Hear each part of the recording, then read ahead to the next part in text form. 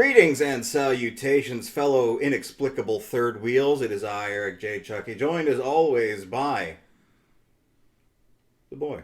Hey. And a third, rare occasion anymore these days on the Two Nerds podcast, unless, of course, it is the train. Who he gets kind of tuned out now that we've got better hardware. Would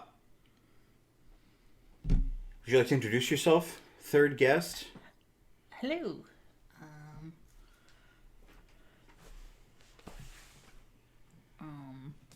You can call me Stormee. I can? Yes.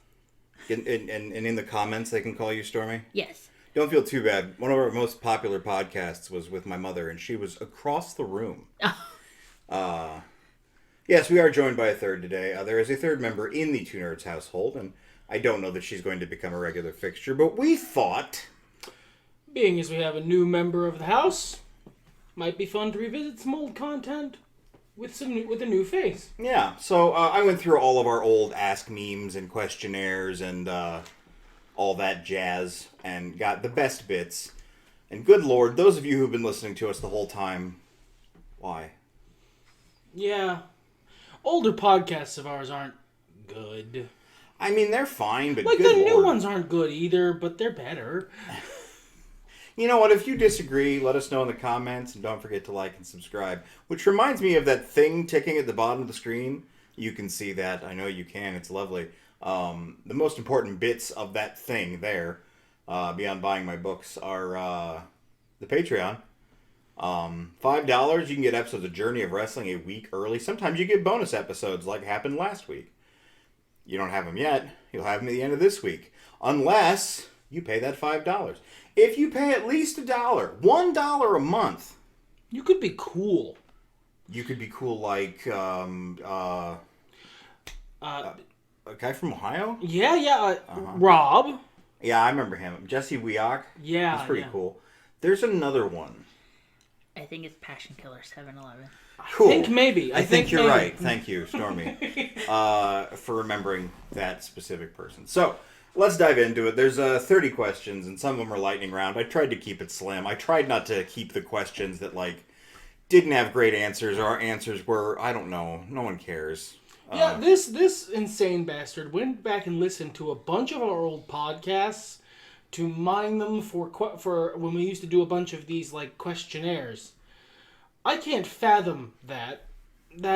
I don't hate my own voice as much as I used to, partially because my voice is not as hateable now. But, that would be awful. So, kudos to you. There were parts of it that were upsetting for me. Yeah, I'm sure. But I listened to it on 1.5 speed, so it wasn't as bad. Until we chipmunk laughed. I just do that in normal laugh. No, our normal laughs sped up become instantly ha! It's terrible. So, we've answered this question before. It hasn't changed, but I figured with Stormee here, it was worth revisiting. Section 1, we're talking about video games. What got you into video games? What was your first video game? About how old were you? The boy and I have said this before. We can't decide if it was Super Mario, Duck Hunter, Frogger between the three of us. And we got into video games as soon as we were able to hold a controller. What about you, Stormee? It's probably Super Mario Brothers. Probably. I could not tell you how old I was. Young, probably 5 or 6. But it was probably my aunt, because she lived with me for a long time, and she played it, and I was like, what's that? And I was really, really intrigued. And then she always helped me beat Bowser, because I couldn't do it by myself. So it's always good to have those older figures. My dad was very big into that, and your brother-in-law, I believe. Yep. Yeah.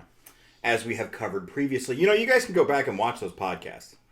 Yeah, see if some of our answers are different, because I'm going to be honest with you, they might be. And go, whoa! Oh man, there was some. It was really funny, because I listened to it in chronological order, so it would be like this, 100% this, unchangingly this. And then a year later, man, I don't know, this? And it was a completely different response. Hilarious. These were about things that were facts, not opinions. What is the best game you've ever played? Is it also your favorite game? Is it in your favorite game genre? Robot, why don't you lead us off on that one? Best game I've ever played. That's at this point in life is a very hard question to answer. I mean, it's probably Elden Ring, just because, like, it's Dark Souls but better in terms of, like, sheer mechanical, like, best video game. Not Red Dead. No, I love Red Dead as a story, but it's not the best video game I've ever played. That's such a potent thing from our last asks, too, because the last one we did was in, like, 2019. Pretty early in 2019, if I recall correctly. So, like, it was before a lot of very big games for us. We were still on the, I guess I kind of like Dark Souls train. Yeah, no, yeah. It's Elden Ring is Dark Souls improved, Dark Souls refined, so it's probably Elden Ring in terms of actual best mechanical video game I've ever played. It's not my favorite game, just because I still think I like Dark Souls 3 more. I would kind of agree with that. Elden Ring's a lot. There's a lot of game there. Yeah, whereas I can like pick up Dark Souls and I can play through that in a couple of months or something. You know? I think the fastest playthrough of Dark Souls I ever got through was, well, I mean, it's not like I'm a speedrunner, but it was like 20 hours. Yeah. So, like... And I mean, you can get through Elden Ring in that amount of time, but you're skipping a lot of stuff. Why would you do that to yourself? Is it in your favorite genre, though, would you say? Well, I don't know. Because, like, my brain wants to go, I mean, it's an RPG, so yes, of course it's my favorite genre, but at this point in my life, I think I kind of like character action games better. You know, it's funny you mentioned that. Earlier today, not to bring up a sensitive subject, we have some words for Microsoft, but I was playing Deathloop, and it seemed like it should have been right up my alley, and it is really cool, like the story, the atmosphere, and everything. But I was like, this is hard, and like I have to think, and I don't want to do that. And I'm not good at it when I do. And this is from someone who used to just tool around in like the Metal Gear games all the time and really enjoy that sort of stealth, thought-provoking action series. So I fucked off and went and started playing Orwell, and that's not at all in the same genre. I don't know that, you know, the storytelling games are my favorite genre, but there's definitely been a switch in what I prefer. I don't know if I could define it. What about you, Stormee? Best game you've ever played? Is it in your favorite game? Is it in your favorite genre? I don't know if I've played the best game yet. What's the best game you've played? Right. Right. It's not like... What is the best game empirically? Of all video games ever, which one is the greatest? On the spotlight, here on the podcast, please don't go over an hour. What is the greatest game of all time? Like, I feel like I would say Mario, Super Mario 3 in particular, because that's my favorite, but right. I really like Fallout 4. Right. Like, that's the one that I get drawn back to all the time. Or, like, I crave to play it. Right. So it's probably... So in that way, is there a difference for you between the best game and your favorite game? Maybe? Because it's up there. But I would probably say Mario's probably my favorite. Yeah. But Fallout is right with it. Yeah. So and they're so different, too. Yeah. Yeah, they're very different. It's hard to pick. Would you say, like, platformers are your favorite genre like Mario, or do you prefer the sort of action RPG of Fallout? Do you think something more relaxing, like Animal Crossing, is your favorite genre? Years ago, I probably would have said the more relaxing stuff, but in the last few years, I definitely enjoyed the more, like, combat-heavy Fallout, Elden Ring type things. Yeah. Best game I've ever played, in terms of just being a total package, might be Watch Dogs 2. Shit, yeah, you're right. It might be, and again, it's like it's a character action game more than an RPG, even though there's RPG elements. That horrible noise is the air conditioner. It's hot as fuck, and there's 3 people around a mic. Deal with it. Watch Dogs 2, especially after... It's certainly the best Grand Theft Auto game ever. Yeah, and it's just got so much to offer. It's got such great characters, such a great story. It might just be... It also might be the best Assassin's Creed. I'm not sure. It might be. That little ball thing is fun. I don't know. That's a tough question to answer. Is it my favorite game? Absolutely not. My favorite game is Final Fantasy VI. That still hasn't changed. I played the remaster upgrade version recently. It's still my favorite. It's Firmament. Yeah, it is. It is.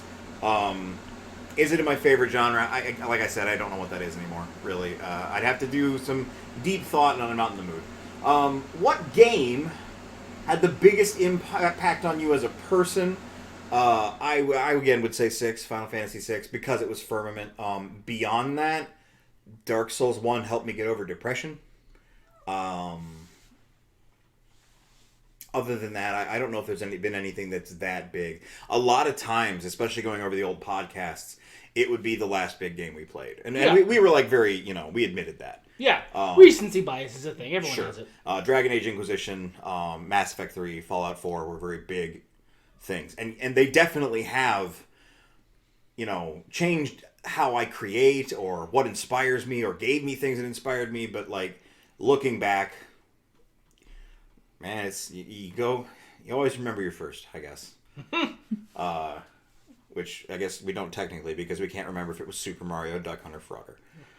One of them. What about you? For me, I mean, it's basically a tie between the Souls series. Dark Souls 1 and 3, I pretty much count the same, and Red Dead 2. Mm-hmm. That more so for when I played it. I mean, it's a really good, really well-made story, but I also played it at a very specific time in my life when I really needed a story like Red Dead 2. So, like, there's a sort of confluence there. As the game itself, it's probably Dark Souls. Don't Go Hollow is a very real sentiment. Yeah. What about you, Stormee? Maybe Animal Crossing? Yeah. Because I've never played a game so much every single day for almost a full year. Right. That, like, I was so intensely into it. Well, and, like the boy just said, when it hits at the right time, I mean, y'all remember when Animal Crossing dropped, New Horizons, we had nothing but time to play collectively as a society, and it was probably what we needed at that time. I do love Animal Crossing. But yeah, no, it's still Final Fantasy VI, sorry. What is the hardest game you've ever played, Stormee? Elden Ring. Elden Ring. Because I still don't know what I'm doing half the time. And yet you still kick ass when you're doing it, is what always astonishes me. I've never seen someone who naturally takes to the Souls formula as easily. It's like I see that trope in cartoons and shit and like stories of like, I don't know really what I'm doing. Expertly does a triple backflip and kills a guy with one shot. Okay. Now what do the red ones do? What about yourself? I mean, like, it's a meme in gaming. It's Dark Souls. Like, it's, yeah, I've played some, like, intentionally asshole hard games before, but, like, it's probably gotta be Dark Souls. I guess Elden Ring, mostly because, like, I still haven't beaten Elden Ring. I got to the final boss and went, oh, it's Diet Midir. I don't want to do this right now. And then I stopped playing Elden Ring and I haven't picked it back up. But, yeah, Dark Souls. It is a genuinely, I mean, sometimes bullshit, but mostly just very well designed, very difficult video game. Ignoring certain ROM hacks, I would say a game I streamed over the last year called Jubilee. Notable for the amount of times I swore and became a Chevrolet. I do like a lot of difficult precision platformers. There's a line past which it's like, all right, you're not difficult, you're just being an asshole. I think that one was firmly on that line. It was very satisfyingly difficult as well.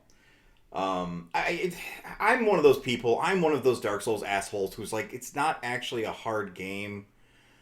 The way most people would think about a hard game, you just kind of have to match its wavelength, I guess. And once you match that wavelength, it is what it is.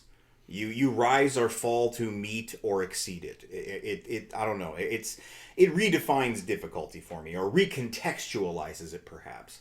And that makes me a wiener and a pedant. Biggest disappointment in gaming.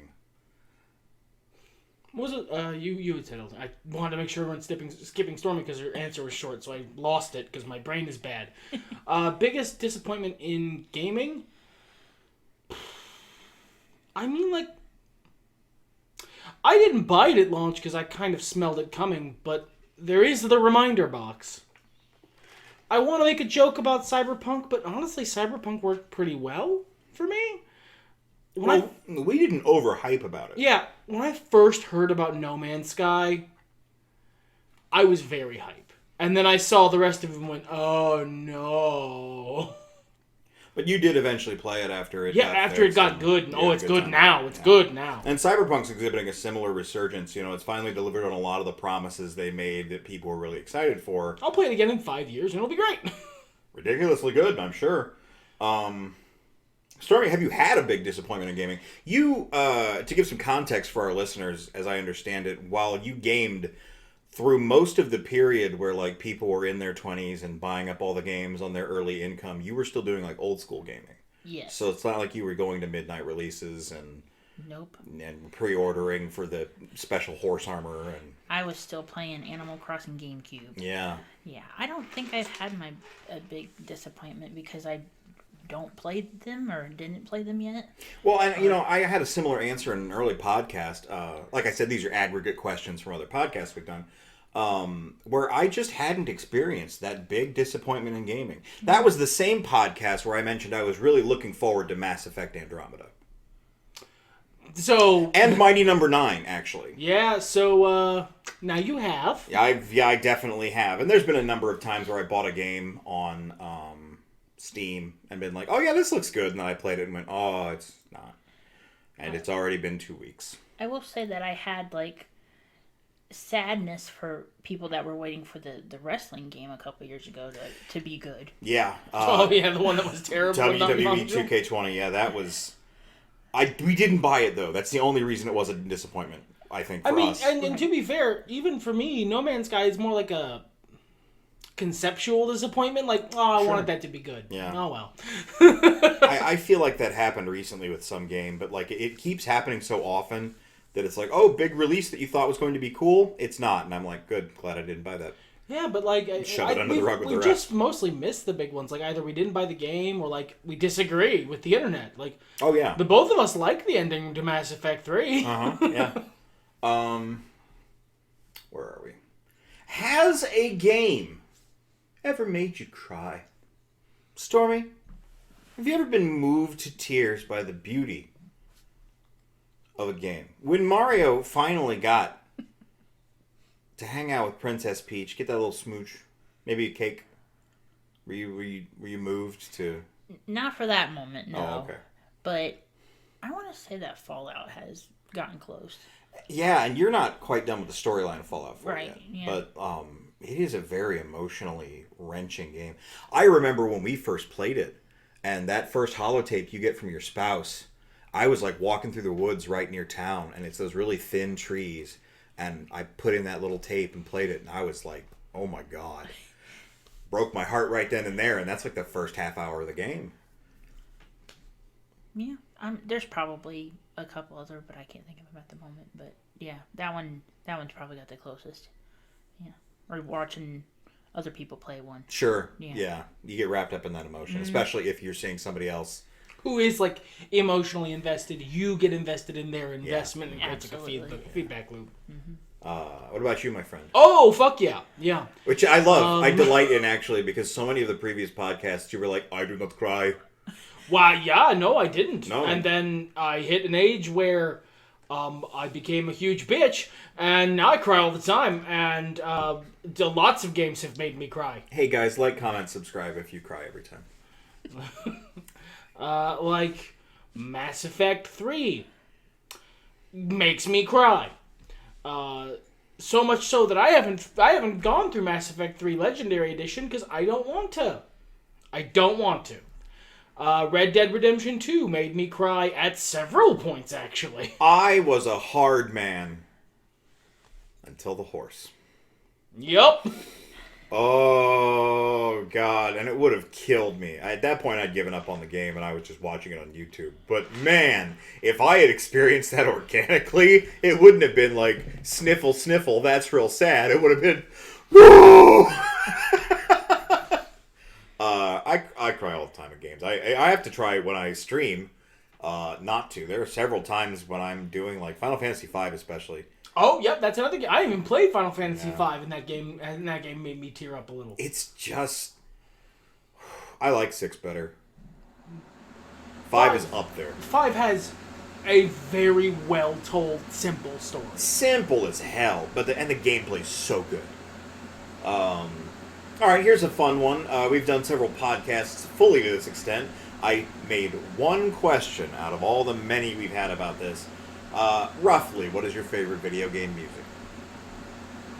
Stormee, you first. I don't know if I really have one favorite, but I get a lot that get stuck in my head. Yeah, right on. As Mario. Sure. Or the Yoshi game. Just last week I had one of the themes, the multiplayer theme for... This was for the NES Yoshi puzzle game that came out very late era NES. And it just popped in my head. Sometimes I get the battle music for Final Fantasy VI stuck in my head. Yeah. That's my fault. Yes. It's firmly your fault. Yes. But I don't know it's if I also really your fault have... that it happens to me. You're welcome. I don't know if I really have a favorite. They're just kind of... When I was growing up, I listened to a lot of video game music. Just, I'd burn CDs of it. That was my vibe. Not as much anymore. I don't even really listen to OCR that much. But, what about you? So there's a couple answers here. There is the straightforward answer of, it has to be Mega Man. My favorite band does Mega Man music. Right. There's the secondary answer of, I have a lot of video game music I like, but I usually like it for specific reasons or uses. Mm-hmm. My favorite video game music for combat is Doom, because it's just really good at that as a DM. Right. But that's basically the case for all other video game music. Is there's a bunch of it I like, but it's for specific uses and reasons. But if we're just talking sit around and listen to it, it's the Megas. They're my favorite band. So, I love old NES, SNES, Sega Genesis era music. I'd have a hard time condensing it down. Obviously, the Final Fantasy and Chrono Trigger soundtracks are some of the best, pieces. But The Messenger deserves mentioning at the very least. What an incredible, well-made soundtrack. And that's one I actually do still listen to every now and then without context. Have you had any arcade experiences? Yeah. Not in many, many years, because they're not a thing that exists anymore. We do have a local barcade, but we don't frequent it. And even then, that's not really the same to me. No, it's just us playing on arcade machines. It's not like the old Aladdin's Castle in the mall, Yeah. No, I'm sure I've told this story on the podcast before, probably when this question was previously asked, but I'd say the purest arcade experience I had was when I was young and my twitch reflexes were still amazing. I was in middle school at the time, and I took on all comers during a school field trip at Tekken Tag and wasted everyone. It was, in fact, one of our early bonding experiences as friends was when I actually beat you in a round in Tekken. And I had not lost to any human being in Tekken in years, since I was 10. Mind you, it was one round, but still. I would be terrible now as I'm old, but... Well, and out of practice is really a lot of it. What about you, Stormee? Did you do much in arcades? Not really. It was... Our mall didn't really have a great, gaming area. Yeah. They only had a couple little things, and they were kind of rickety, but not really. I've been in, a couple, the local one and stuff, but that's about the extent of it. I've had a lot of arcade experiences. One of my very formative memories was my stepbrother and I beating Street Fighter 2. I feel like I should have mentioned this on the podcast before. Maybe it was on an early Violent Profiles episode or something, but there was literally a crowd around us as we were feeding $20 worth of quarters into this game and beating Street Fighter 2. Yeah, that's the real shit. That's the Nintendo tie-in movie moment. Yeah, exactly, right? It was in the basement of a bar/pizzeria, and it was good times. I have plans of talking about a lot of my arcade experiences, and I will continue the tradition of our videos of me teasing a series that never comes out. Hopefully this one is the one that actually does, but y'all have been here long enough, you know better. What games do you feel are overhyped? This is a translation of the worst game you've ever played question, because that's kind of difficult. We've all played stupid fucking Flash games, or I got this for $1 on Steam, oh guess what, it's terrible. But like a game you've played that was like fine, or even underwhelming, maybe even bad, everyone else is like, this is the best.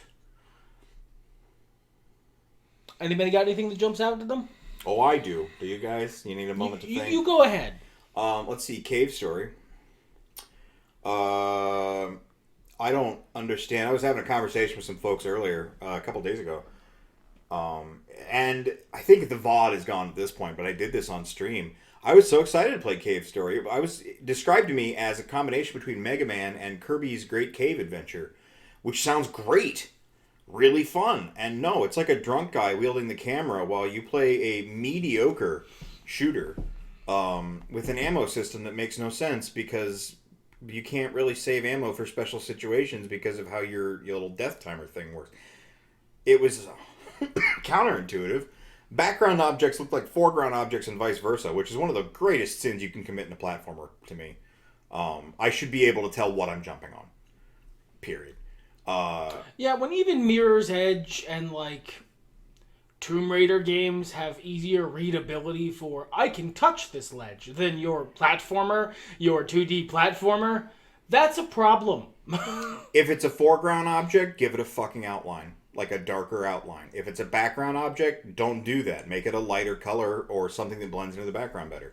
It is that simple. Most platformers get this just fine. That's the big one that pops out. I'm sure I could mention a bunch of other ones. There's a bunch of games I play that I'm like, you know, your Calls of Duty, your Blacks of Ops, that I'm just not that into. God of War, I don't care about. Gears of War, you know, we've talked about all this. But anything you've gotten, like, put your hands on and you were just like, this is fine. I don't think so. No? You've loved every game you've ever played? I've enjoyed them, we'll say. Okay. Maybe not loved, but I don't know if any of them have been overhyped. Like, there's a lot of games that are overhyped, but I just haven't played them, so how would I know? Sure, so, yeah. So, yeah, yeah. Don't have any controversial opinions about Tetris or anything? Okay. I know if there's a very wide period of years where if this was on a previous podcast, I said Dark Souls. I was wrong about that. No, we actually managed to miss that period specifically. Good, because I was wrong, and it's probably one of the wrongest things I've said on the podcast, next to Beast Boy's real name. But what was it, Grant? I kept calling him like Garth. Yeah, that was it. And it's Garf. It's because it's Gar, because it's Garfield. Garfield. But anyway, fucking Beast Boy loves lasagna. He does. He hates Mondays. He does. But at this point in my life, I think probably the one I've played that was the most overhyped is Grand Theft Auto, whatever the newest one is, 5. Yeah. I didn't play that. I was watched bad. I don't get why you people like it. It wasn't good. I played the previous Grand Theft Autos. I played 3. I played the 80s one. The name escapes me currently. Vice City. Vice City. 4 was even good because we never I finished it. loved Grand Theft Auto San Andreas, and I liked Grand Theft Auto 4 quite a bit. Grand Theft Auto 5 is bad. Or, more accurately, Grand Theft Auto 5 suffered from being something I played after Watch Dogs 2, which is the best Grand Theft Auto game. And I was just sitting there, and this food, which would have otherwise been fine, tasted like ashes in my mouth because I knew better food existed. That was a lot of my problem with Red Dead 2. The story mode of Red Dead 2 has you do things in very specific The Rockstar problem. Yeah.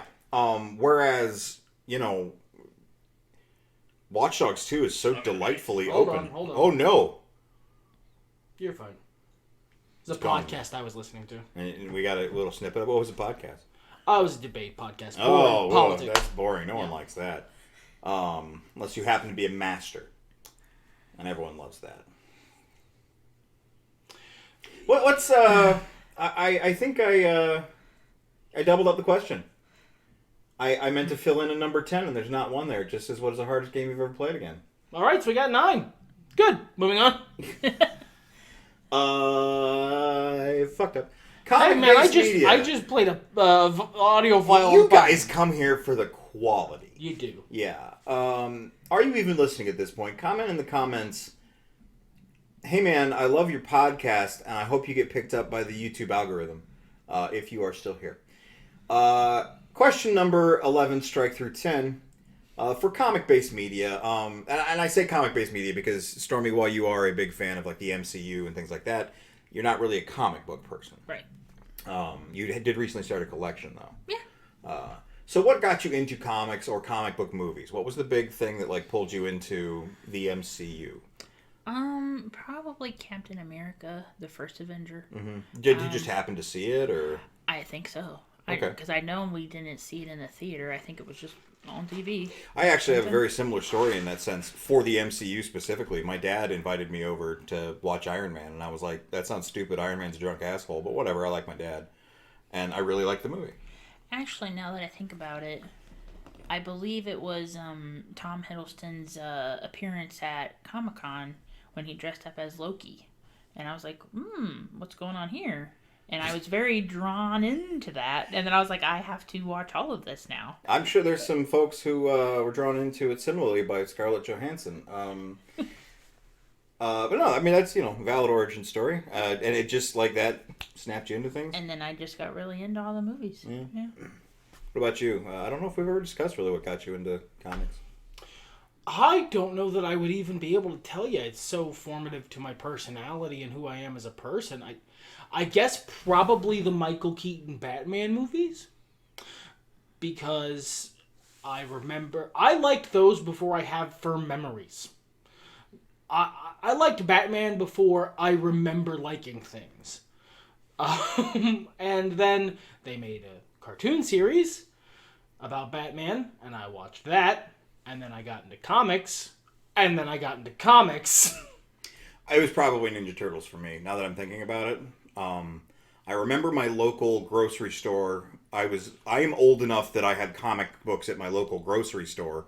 And I remember they had a lot of Disney comics and Ninja Turtles comics. And I feel like they were probably like, Batman and Marvel stuff. Obviously, there had to have been. It was a pretty decent sized shelf. But those are the ones that drew my eye, and I want to say it was Ninja Turtles first. Because I was pre-TAS as a child. I had Ninja Turtles. That was the thing that translated. That's the age gap for us. Mm-hmm. Fun fact, though, my first actual physical comic was an X-Men comic. Oh, yeah? Amusing, because I don't actually like the X-Men that much. Do you remember which one? It was one of the Days of Futures Past comics. I suppose that would have been the right time period, wouldn't it? Yeah, and I think that's maybe why my brain went, okay, so this is complicated bullshit, and I don't want to be involved. Yeah, not all X-Men storylines are, but that one sure is. You gotta remember that every comic is someone's first. Smile and Stan taught us that one. And this is rough. We've gone through a lot of top X lists. Let's not belabor this too hard. What is your favorite comic book movie? Yeah, I've talked about this for dozens of hours. Stormee, what are you? Jeez. Here, I'll give you, 20 seconds to think, because I already have my answer. Not just because I wrote this list, but also because, I already have my answer. So I'm going to say it real slow. Like, apparently our old podcasts were in slow motion. Yeah, we apparently just, used to...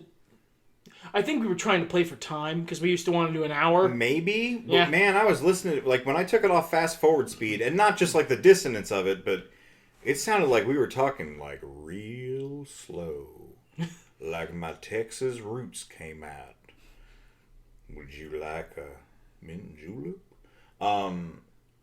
My favorite comic book movie is the original Teenage Mutant Ninja Turtles movie. I desperately need to watch it again before the year ends. It's been too long. I love it. Every time I think about it, I find something new to love about it. And Elias Koteas is there. What more could you ask for? Did you manage in that amount of time to think of something? I really liked Endgame. Yeah. And it was an experience. Yes, and I don't know if I've ever bawled so hard at a movie. Oh, sure. Multiple times. Right. So it might be that one, but I also did like the is it No Way Home? The newest Spider-Man movie? I think so. The latest. Yeah, No Way Home is their subtitles confuse the hell out of me. Same. Yeah. It's Homecoming is the first one because he's coming home to Marvel. Sure. Far From Home is the one that takes place overseas. He's that's far from where he lives. Yeah. And then No Way Home is the one where they destroy his whole MCU origin story to be regular Spider-Man again, because Joe Quesada infects the minds of all who come near him. This is the one time I'm not that mad about it. To be clear, I'm not either, but that is what happened. I hate that you're right because I don't care. Because I am actually at this point excited for You it. can beat the case on the court, man. Yeah, if you do it good enough, we don't mind. I suppose that's the point. What is, like, just for the sake of the podcast? I mean, basically, it's at this point in my life, it's either Endgame because it was the crowning jewel of a 20+ movie series that I watched, or No Way Home because it's just one more day again, but they did it right. They fixed it. No Way Home is great. No Way Home is, or maybe Into the Spider-Verse, but Into the Spider-Verse is also great. they're just nearly goddamn perfect movies. I mean, they don't have Elias Koteas in them, so. And you know what? That's why they're nearly. Yeah, right. Can we get Elias Koteas in a Marvel movie? What is he doing? He's not busy. He could be like one-off villain. Yeah, or just a guy behind a desk like at S.H.I.E.L.D. or something. Come on, man. What are we up to? All right, so what about your favorite comic book, TV, or streaming series? I suppose the answer is inherent, and you've already said it. My favorite streaming series or comic book movie streaming series. Okay. Comic book TV or streaming series. That includes, the original Ninja Turtles cartoon or The Flash. You're gonna make me choose between the DCAU and fucking Peacemaker. Jesus, Peacemaker. I forgot about Peacemaker. God.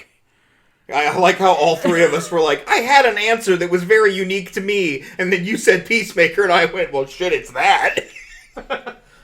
I don't think I've ever seen a better series. I don't even know what's my favorite series, like the question about video games, but Jesus Christ. It's just... It is that good, and it 90% dick jokes. It didn't need... No one asked it to be that good. No. Alright, so, Peacemaker aside. I mean, it's kind of gotta be the DCAU. If I had to pick, probably Justice League Unlimited. Yeah. As much as I love Batman the Animated Series, looking back, there's some moments that are a little goofy. It's kind of fun. Harvey, ooh. Whereas, I love that because he says Harvey no, and we never call it that. No, that is not what he says. He may say no, but he says Harvey, ew. And the Justice League Unlimited is really good. It's a really good superhero show just all around. It's got to be either that or... And no, it is just that. There's others I really like, but Peacemaker aside, it's that. Yeah. Stormee? I do really like the Loki series. Yeah. Oh yeah, it's real good. Real excited for that new season. It might be up there. I'm drawing a blank on every other show since you said Peacemaker. Yeah. So I out of the MCU shows, I'd probably have to say Hawkeye. Hawkeye would be my... If I had to pick an MCU show, it would be Hawkeye. Hawkeye was the best one. So at least for me. I got recency bias on Rise of the Ninja Turtles. That was really fun. It was better than I expected it to be. But I don't know if it's my favorite or anything. I can say without a shadow of the doubt that's recency. And I really like the Harley Quinn show. It's fun. But I might have to say Hawkeye. In terms of series, unless I'm forgetting something obvious. No, that's a perfectly reasonable answer. Hawkeye's got big Ninja Turtles energy, though. I don't know why. Maybe it's... Hawkeye Battle Dad, I think, is the best version of the character I've seen. Yeah. All right. What announced project in the cinematic universe, be they streaming or movie or what have you. What announced project are you most looking forward to? Jeez. Trying to remember what all was announced. Well, there's Loki season 2. True. It's weird that, like, I don't want to join the chorus of a million nerds with glasses going, man, ever since Endgame, the MCU done fell off. I hate those people. Those people are I think scum. we collectively forgot how much the MCU wasn't. How mid some of it was. Like, don't get me wrong, I love most of those movies, but But, it like, wasn't like a hype train until the last 4. Yeah, like, look, Endgame, they weren't all that good, guys. Ant-Man 2 is fun. Yeah, but it was really just that roll to Infinity War and then Endgame where we were like, oh my god! Before that, it was just, yeah, this is fun. This is a fun fight, And we're back to that. We're in the come down phase of that. But, like, I think it's probably, like, Thunderbolts at this point. Thunderbolts, okay. I'm excited to see what they do with a lot of those characters because I really like a lot of those characters. I really expected you to say Fantastic Four. No, I'm scared, not hyped. Yeah, okay. That's fair. No, I'm scared for Fantastic Four. Hey, man, 3 times now they've really dropped the ball on that one. They have managed to fuck that all the way up so many times that Yeah. I just don't trust. They don't. No, I'm scared, bro.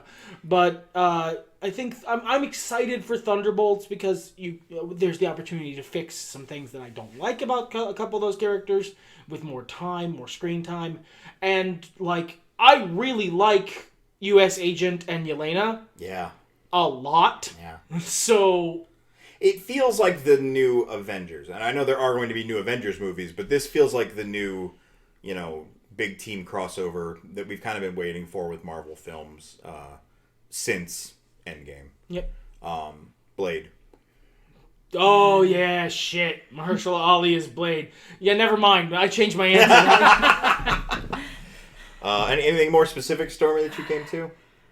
Not really. I'm drawing a blank on everything that was announced, but I know that I was hype about a few of them, but... Just a general hype? Yeah. The Marvel train just never really stops. No, Yeah. it doesn't. Just to see what they do, and... Looking forward to Man-Thing and Werewolf by Night. Is that... There we go, yeah. Yeah. Yeah, that's it. Yeah. All right, let's move on to role-playing games. I actually think you might have skipped one. Did I? The least favorite. Least favorite comic book movie streaming series. We're absolute professionals here. I'm only a little drunk.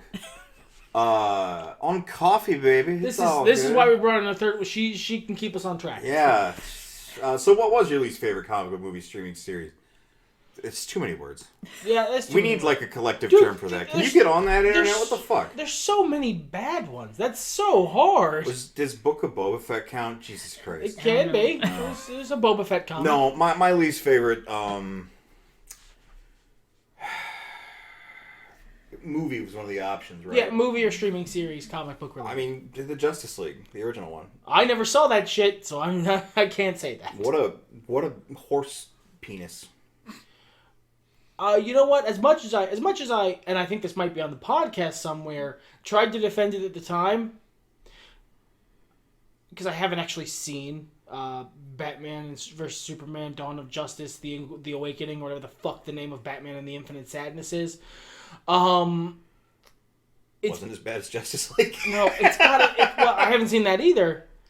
It's gotta be like Man of Steel for being the thing that caused those other two things to happen. I mean, and itself being kind of a shitty Superman movie that didn't get it.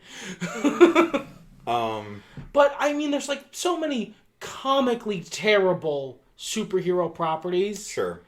Like, I mean, to be clear, I haven't seen Fan 4 Stick.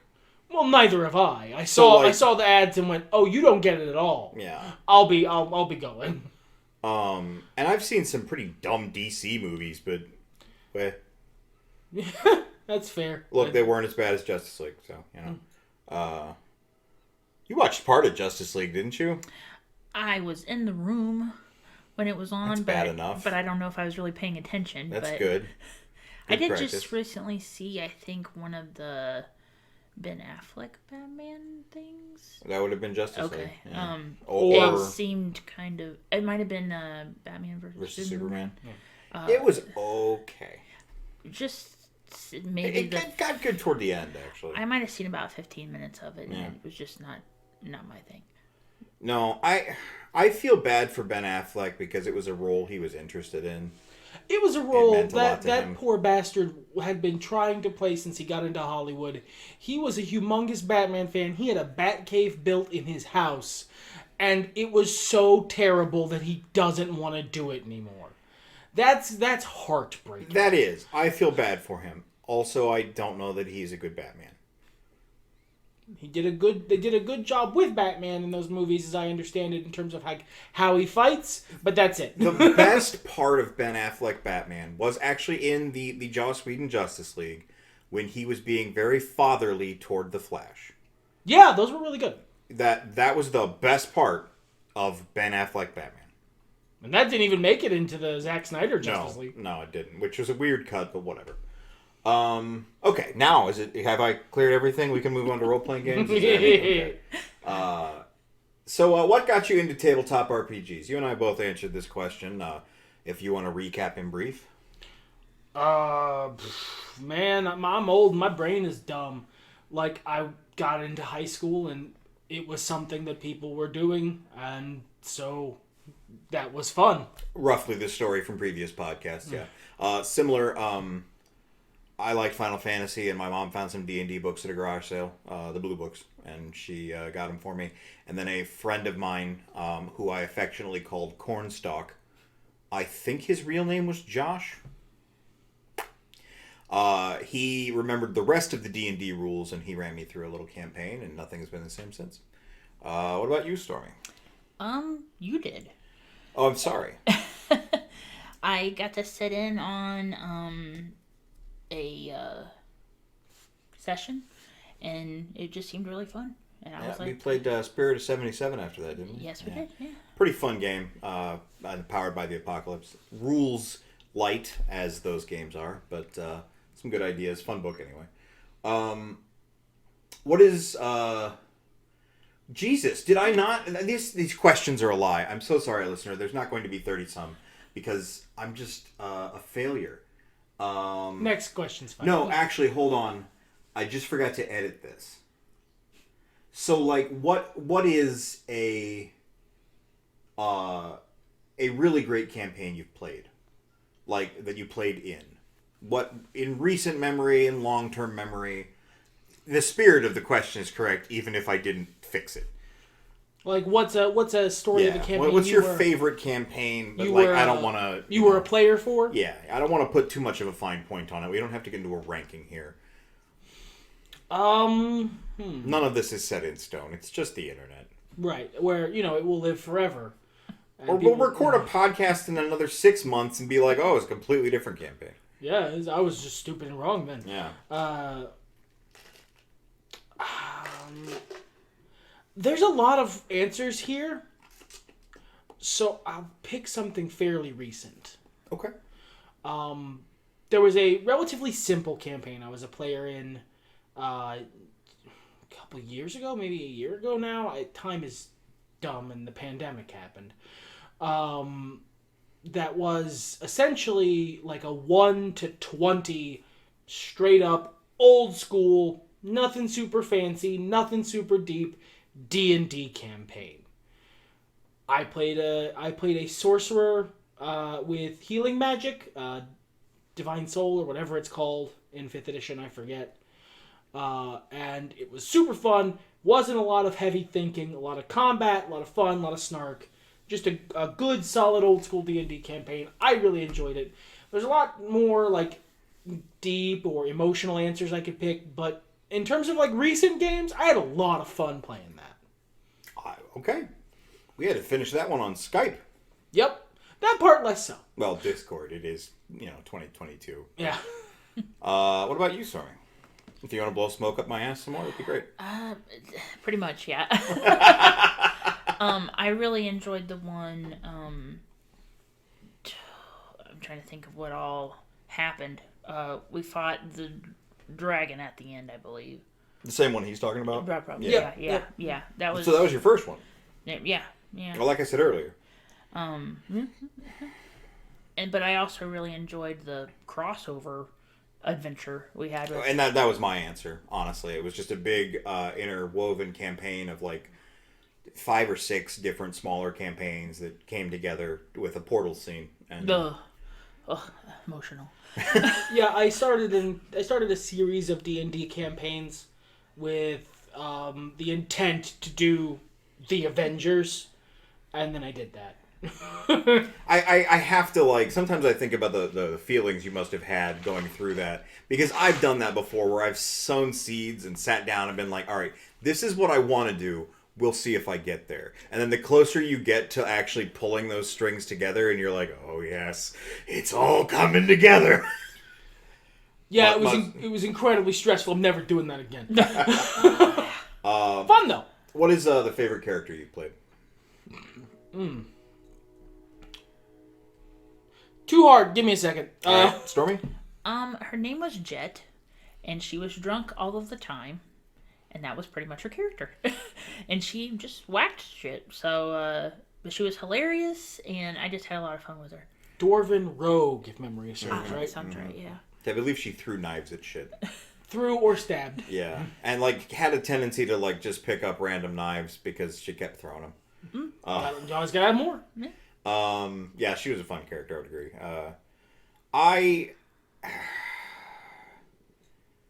It's a character I'm playing right now that I really like, but probably, ironically, a druid that I got. I sort of came into backward. A rabbit folk druid, who was just sort of simple and a little daffy and friendly, named Elwood. And yeah, I had a lot of fun with that one. Druid of Stars, so I didn't turn into animals. I would summon little animal friends that I pretended were completely like just guests who appeared. Oh, look, a helpful worm to eat this zombie. Worms being the natural enemy of zombies. I did dumb, silly shit all the time. I was a huge support. I had all this extra healing stuff. I really enjoyed mechanically playing that character. But I'm also playing one right now that's just a fighter. Just like if I had to... I should be playing a paladin, but I'm not. I have cobbled a paladin together out of fighter parts. And he's a noble, and he doesn't understand poor people still. And that's delightful. For me... Do you need me to stall for you more? No, I think I'm good. Because I could kill like a good half hour listing his name. Recently, I love the character I'm currently playing. He's just like a space cowboy. But he's not done yet. So in terms of characters who I'm done playing, who their story is over, Yulan. She was a... So there's like a meme of like a zombie and a ghost of the same person who have to like work together. She was that. It was an Echo Knight fighter, and the Echo was the ghost, and she was like an undead, whatever, the reborn or whatever it is. She was an archer, and she worshipped the moon in much of the same way that Moon Knight tends to in comics, where it's not entirely clear if the moon actually has anything to do with her powers, or if she's just crazy. She was daffy and fun, and I had a great time playing her. Yeah, that was a fun campaign. I should, like, the crossover campaign characters of Asterion and Xanthos to a lesser degree. The weird thing is, when a character is complete, I feel kind of detached from them, especially after a certain amount of time has passed. So I think that's why those weren't the immediate things that popped into my head, because it's like, no, they're done. They're archived. They're golden. Kind of silly like that. What about your favorite NPC you've interacted with? In recent memory. It doesn't have to be like, a tournament of champions. NPC ever? Yeah. Some guy in high school, and you told him it was like your best NPC you've ever seen, and he's listening to the podcast right now going, but you said... you said it was Mark the bartender. Stormee? And one game we did, there was some, I believe they were possum folk, and they lived in the trees and some stuff, and they were like Louisianan or something, Cajun, and it was hilarious, and I loved them. I mean, I know who mine is. Now's a good time to bring up the fact that I'm doing free serialized web fiction called Red Company. And there'll be a published book version of that coming out pretty soon. No reason. Not mentioning that for any fucking reason. So it was a non-D&D sci-fi game that I and a couple other people were playing. White here was the DM. And I'm not going to get into too much detail for reasons that are unimportant to the podcast. But there was a delightful Crocodile Man tour guide who told amazing stories and showed us around his amazing town. And unrelated to that, White is doing a free serialized web fiction called Red Company. Yeah. People like it when I am delightfully Southern. I have an intrinsic connection with poverty. If you don't have much money, then I get you on a ground level, and I can apparently fake that shit off the top of my head like nobody's fucking business. The struggle of the proletariat is real to you. You have the camaraderie. Yeah. Man, mine is hard to pick because there have been so many good ones.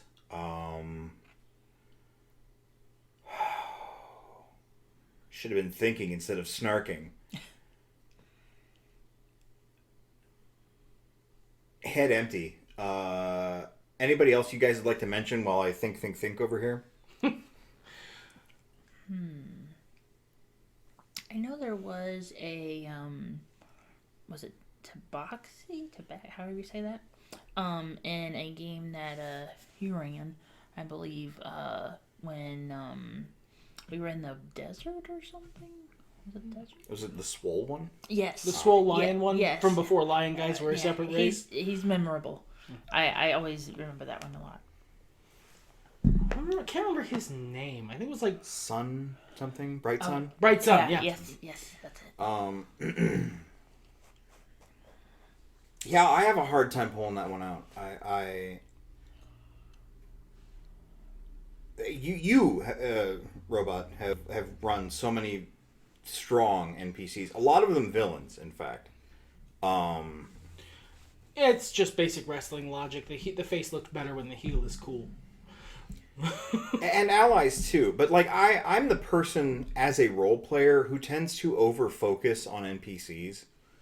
So like instead of like, oh, that guy really stands out, or that one funny bit that happened once really sticks in my memory, I go back to that same character again and I talk to him again, or I want to see how they're doing, or I try to set them up okay. You do your little Mass Effect circuit around the ship after every mission. Yeah, and because of that, they're all really fucking important to me, and I don't have time to talk about them. I will pick a semi-recent one off the top of my head. What was her name? Silence? Yes. I like what happened to her after I left her for dead to think about her actions in a barrow.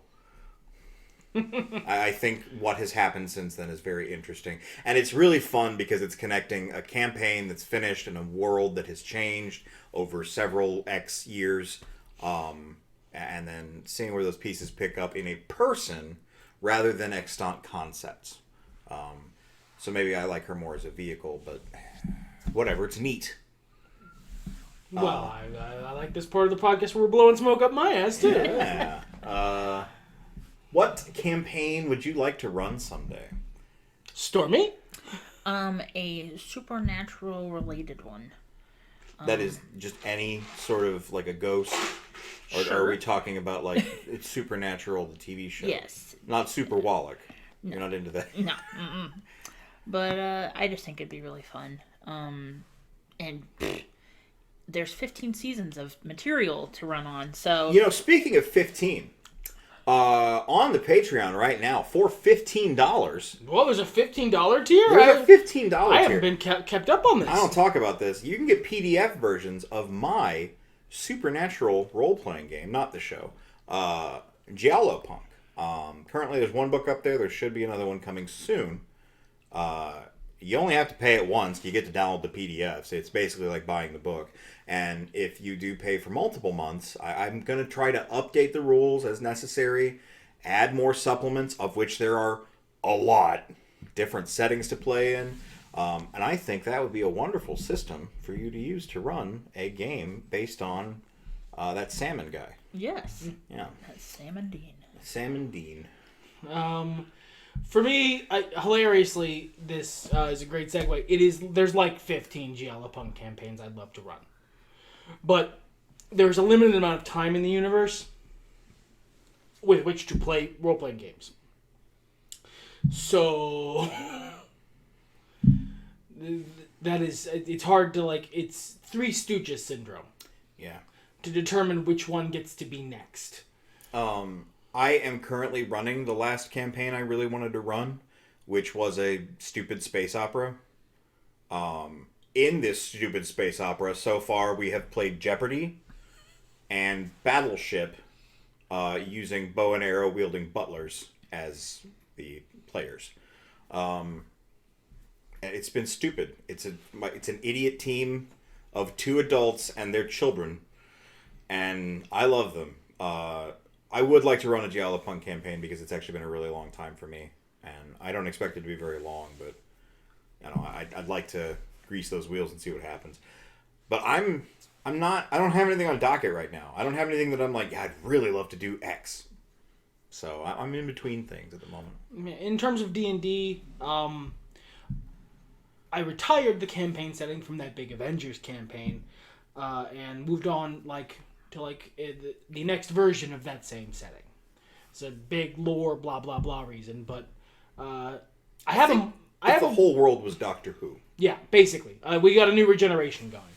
So I have a whole world map, and I want to run campaigns in every place on that map because of how my brain works. They're all already filled out. So, again, there was a limited amount of time with which to play tabletop RPGs. Has there ever been an item, magic or non-magical, that was very important to you?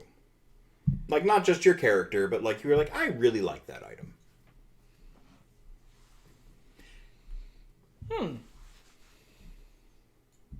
I like this question. We've talked about it before. It was a previous question. And we had answers at the time. I can't fathom what I would have answered.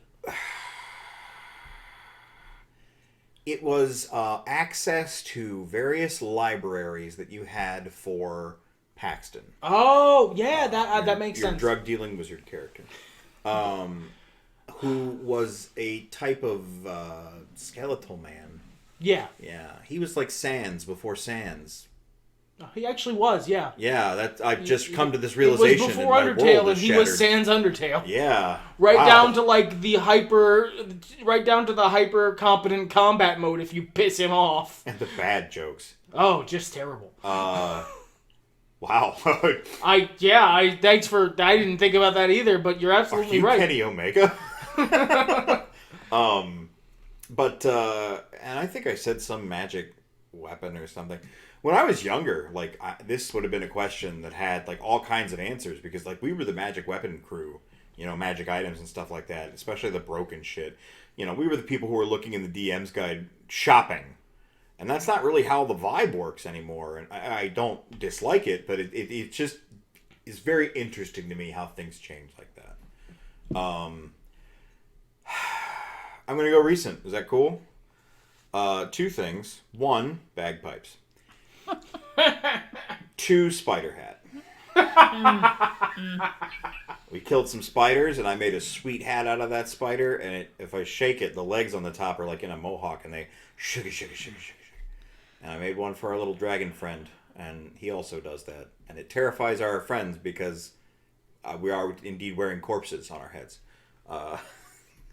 The bagpipes were something I picked up to spice up our journey because, we were going on we did a bunch of time in a city, And then we're like, all right, let's go over land. And on a whim, I spent a few gold on a set of bagpipes that I do not know how to play. Yeah, he does not have proficiency for them. We're learning. It's, but it's light travel music. Any Nothing's really coming to mind. You do play very equipment-like characters. True. Rock? Rock? Yes, I how Rock. could I forget? Jeez, dear. Jeepers. That is very important. Could you explain the rock? So we found it on a ship, I believe, a spaceship. Yeah, it was like a makeshift anchor they had done. Yes, and These shitty pirates. My character in this campaign, his weapon is rocks. So he's seen this massive rock and it was like, oh my god, I have to have this. But instead of using it as like a weapon, he's using it as like his friend. It is his pet, his big pet rock. This massive boulder, capable of weighing down a spaceship, is now very comfy in a bed in their apartment. Yeah, it has its own bedroom. It has its own bedroom. It has its own security footage. You've sunk thousands of gold into the maintenance of this rock. It's got a personal starship grade shield that it is surrounding it at all times. Yes, it's buffed and waxed all of the time. We even had a party for its rock babies, I believe. Yes, because we were gone for a while. Yes, so they were dust bunnies, but that's not what we called them. Were rock puppies. And therefore it was time. This is the dumb space opera, if that wasn't super clear. God, I love this game so much. You guys are so stupid. Her character is, what if Chewbacca were diegetically a Muppet? He's a warlock, of all things, and his patron is the Trash Mama from Fraggle Rock. So it's just... God, this campaign just comes together like tied shoes. Yeah. What about you? Can you think of anything? The boy. So honestly, in terms of like items that we've sunk a lot of time and effort into, the daylight. Sure. It's the spaceship from that campaign. Because I wouldn't let them name it the daycare.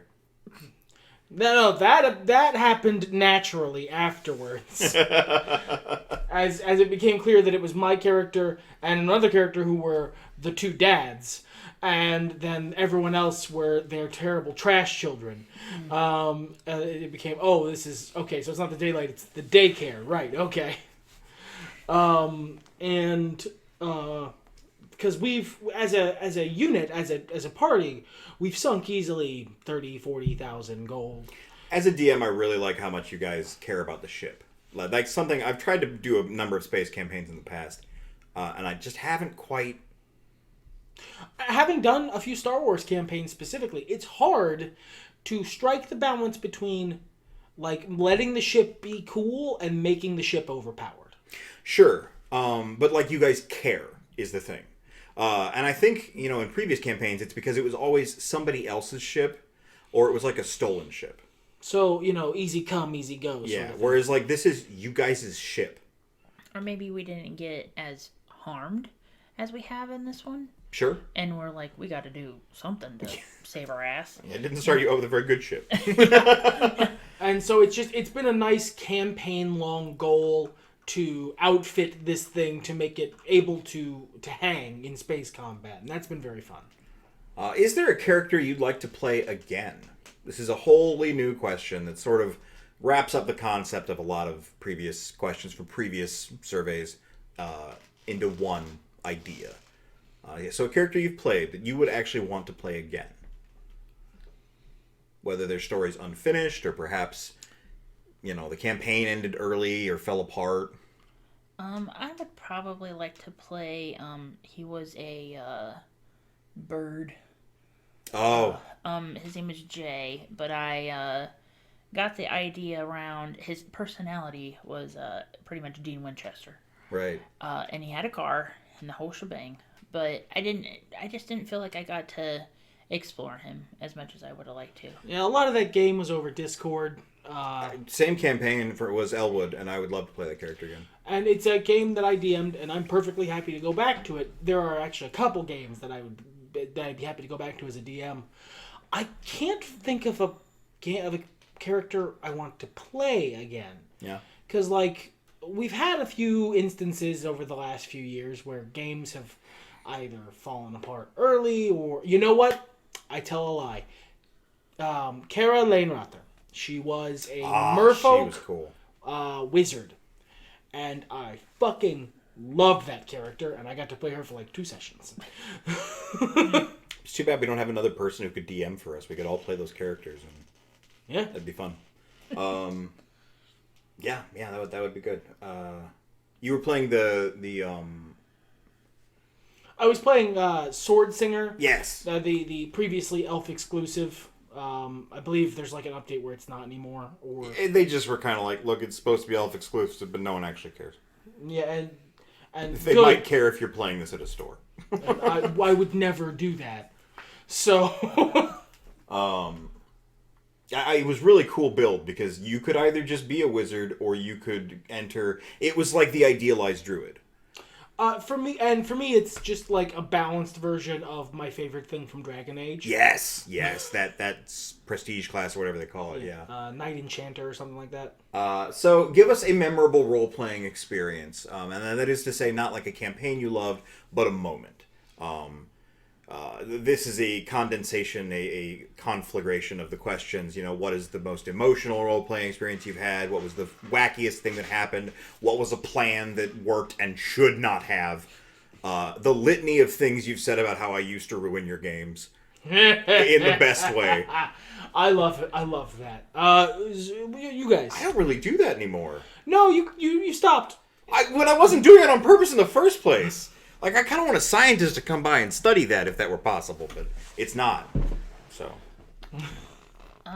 We already mentioned it, but the portal scene, that happened, I straight up stole Alan Silvestri's portals. I wasn't even trying to bury the lead. If we hadn't been on Discord and in person, I probably would have bawled my face off even more so. Yeah. Because it just, like, I don't feel like it was very long before that we had seen the endgame. So it was still fresh enough. It couldn't have been more than a year. That it was like, it hit me, and I was just like a mess. But I really wish I'd gotten to finish that campaign in person. The music and everything just hit. It was just perfect. I think about that one a lot. But I also liked, in the campaign that you did, the creepy place. I can't think. Yarnum? Yarnum, yeah. I ripped off Bloodborne. Nobody else in the thing seemed to care that we were there, but I was loving it. Just this creepy place and dark and spooky and... To be clear, I loved it. My character hated it, but that's a character choice. Is that true? Well, see, maybe that's why I liked it, because my character was like, I'm already from a creepy place, so... Yeah. I'm from Dark Souls land. This is Dark Souls adjacent. This is fine. Yeah, right. I used to run a lot of horror games. He's actually quite good at them. Last I checked, anyway. It's been a while. But maybe I'll try to do that again sometime. I don't know if you dig the vibe or not, but, you know, it's worth checking out. Don't know till we try. Hey, man, that's... Yeah. Wow, powerful. Big, memorable moment. You know, I can't... I hate tooting my own horn here. But, Toot away! I literally waited, like, a year to do Jeopardy. There was... I don't remember if it was on Tumblr. And the boy sent it to me, I believe. I utterly forgot about it. Yeah. And I have had in my notes on my phone, because I text myself shit so I don't forget, because, you know, the ADHD. Another facet of our old podcasts where I am trying to describe how my brain works before I figured out the ADHD. And it's like, whew! Should have seen this coming, huh? Yeah. All it was 4 words, Alex Trebek, final boss. And I took them through a very short dungeon that culminated in, like that one episode of Friends, a game of Jeopardy that was entirely relevant to their campaign so far. And I set up, like, damage that happened if they did things. I let them, like, sneak and try to cheat answers. There were stealth checks involved and penalties for it. And then they actually had to fight the giant evil robot, Alex Trebek, with a little mustache taped onto the front of him. It was very fun. And just because you guys loved it, like, if I was just, like, up my own ass and was like, I had a clever idea, No, go fuck me. But it wasn't. Everyone involved was like so down for how stupid this was. Absolutely matched the tone yes. of the campaign. Yeah, and that's so why I was so excited for it, because this was the only game in which I was going to be able to pull that off. Like, tonally speaking, even the dumbest other role-playing games I've done, even my high school ones, it would have felt incongruent. But it didn't here. And I'm just so glad we all got to experience that. All right, we move into miscellaneous questions now. Only 2 of these. These are questions you made up, I believe, for a survey, miscellaneous survey we did a while ago. What is a wrestling match you'd love to see using only active wrestlers?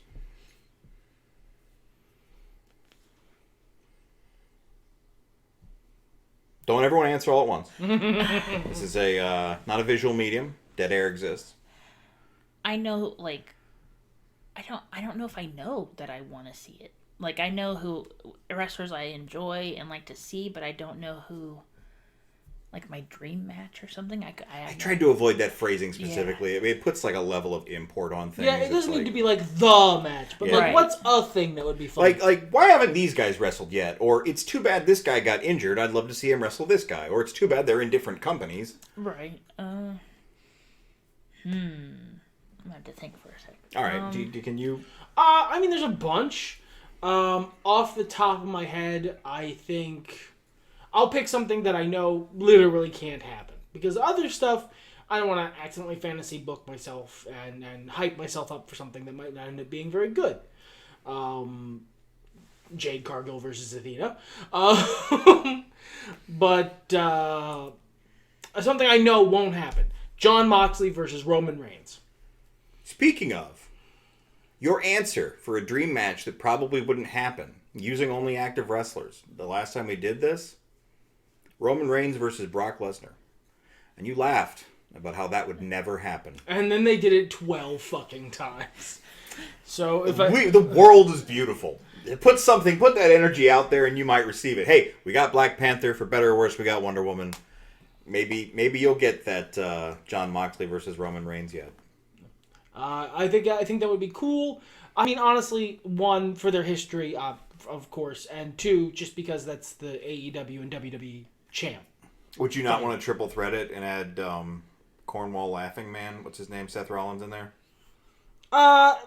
If that would be fun, but if anything, I would like for a terrible decision that was recently done to be reversed. And make it like a 4-way match between Roman Reigns, WWE champ, Jon Moxley, AEW champ, Claudio Castagnoli, Ring of Honor champ, and whoever the fucking current New Japan champ is. That's not a bad idea. That'd be really hot. At like the top, at the peak of like a big crossover card. Blow that door off its that could never fucking happen. Right. Mm-hmm. But that would be fun. It would be cool. And I'm gonna be honest, like, as much as I love AEW and as much as WWE isn't holding my thing anymore, I am still a Roman Reigns mark. I want the Tribal Chief to go over. Yeah. Still thinking? I'm not sure if I could, like... I feel like I'm going to forget every wrestler that I enjoy. Or even the ones that I don't enjoy, but with, like, they wrestle well enough or whatever, but I can't really think of... I'll give you some more time. Like the listener, you can always add addendums in the comments later. So if, like, we record this podcast, much like many of our top 10 series, like the first one we did where I forgot the Ninja Turtles. Yeah. You can always come back later and be like, I forgot Blair versus Blair. That would be the best. Or do what I do. Or what I think about do at the beginning of every podcast, just firmly disavow everything I said on every previous podcast. I'd want to see the party in a fatal 4-way to just do whatever the fuck they wanted. Okay. I agree. You gonna take that? Yeah. That being Claudio Castagnoli, Xavier Woods, Adam Cole, and Tyler Breeze. They get to plan the whole thing, choreograph the whole thing, whatever dumb shit they want, whatever have a cool match. Shit. Go out, go at it. Take an hour, have a match. Just whatever you want to do. That would be fun. That would be fun. Similar question. What's a wrestling match you'd love to see using any wrestlers, living or dead? That is a much harder question. Yeah. Again, your question from ages past. I don't know that. I'm not that guy. Like, there's a lot of people out there that are like, oh man, Undertaker versus Sting. I need that in my life. I don't. It's fine. Whatever. But at the same time, like there were some wild talents. Yeah, I want to see Renegade for the title. Just Renegade versus Owen Hart in 2022. Can I have that? Like, I know that's saccharine, but like they're both back. They're both at their peak. Yeah. They're fighting for the title. Yeah. Other guys that just got passed over that deserve better because of dumb shit. Vince McMahon saying you're not over when there's a crowd bringing down the ceiling because he's decided you're not over yet. Yeah, that is a thing. Yeah, I'm stick with Renegade versus Owen Hart. They deserve better. Probably anything to do with Macho Man. Yeah. Because I don't know if I ever really seen things he did. Girl, we have Peacock. Well, true, yeah. We but can see some Macho Man. But like live in the moment. Oh, sure. Like yeah. Just seeing it, I think that would have been really cool. He was a one-of-a-kind talent. Yeah. Yeah, absolutely. Or him against Jay Lethal. Up top. Damn, that's good. Jay Lethal also approves of that one. He got to fight Ric Flair. Give him the other one. Yeah, yeah. I feel like I'd be happy for him. Right, it to happen. yeah. Yeah. I think I would probably choose like FTR versus Tully and Arn in their prime. Oh my god. Just give them 30 minutes and say go out and have a ball. You know what? Can I tweak that? Sure. Can we get FTR versus Arn and Brock? Oh, like both in their prime. DH, Arn, Yeah. Arn, and just Brock double a couple Anderson. years from now. Yeah. The Andersons. Yeah. versus like Being managed by now Arn with his Glock. Versus 5-star FTR. Beautiful. That would be really good.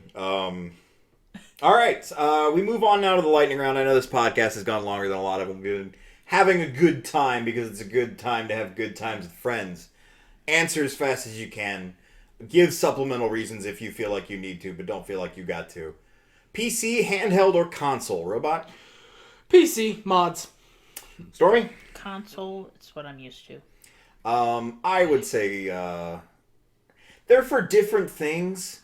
I find myself PC gaming more these days. I wish I played more console games. I just don't. PlayStation, Microsoft, or Nintendo? Robot. I mean, I'm pretty upset at them today, but still Microsoft. Stormee. Nintendo. Man, Nintendo's done a lot of good shit, but they also do a lot of dumb shit. I'm going to err on the side of Microsoft for now. Give me back Mario 35, you cowards. Power Rangers, Ninja Turtles, or Transformers? Robot. With the caveat that young me may begin time traveling to kill me right now, Ninja Turtles. It was your previous answer. Stormee. Power Rangers. Ninja Turtles for me, obviously. Star Trek, Star Wars, or Doctor Who? The boy. You wearing a Star Trek shirt right now. Darmok and Jalad at Tanagra, September 1991. Stormee. Star Wars. Star Wars, and a recent convert. Yeah. Yeah, that's left a powerful impression. It's definitely not Doctor fucking Who. In the previous podcast, one of us, I think it was you, had a really good expression about this, and that it was that Star Wars is the cooler world, but when it's bad, it's bad. And that has only gotten worse since those podcasts. Yes, sir. Whereas when Star Trek's bad, it's just boring. Yeah, and the Star Trek's worst sin is that it can be very fucking dull. Star Wars, when it's bad, it is so bad it caustically goes back in time and ruins other Star Wars properties. Player, DM, robot. DM. Stormee. Player. Gun to my head. I designed the books. It goes back and forth so much. I could say player today, I'd say DM tomorrow. In that vein, dungeons, battles, or drama? The boy. Drama. Stormee. Dungeons. I'm going to say drama, but dungeons are a close second. Marvel or DC? The boy. DC. Stormee. Marvel. And Stormee's correct. It is Marvel. Superman or Batman? The boy. Batman. Stormee. I don't really care for either. We'll get you there on Batman. Heresy. No. She just didn't have our childhoods, man. No, it's okay. Yeah, it is okay. Batman for me as well. Captain America or Iron Man? The boy. Captain America. Yes, Captain America. Captain America. We're team cap in Thirded. this household. Team cap all the way. And our final question. Greetings and salutations, Ultimo Dragon or Everything's Better When Nerds Talk About It? The boy. Ultimo Dragon. Stormee? Ultimate Dragon. The Ultimos have it. He did win all those titles. Fuck you, FTR. Fuck it.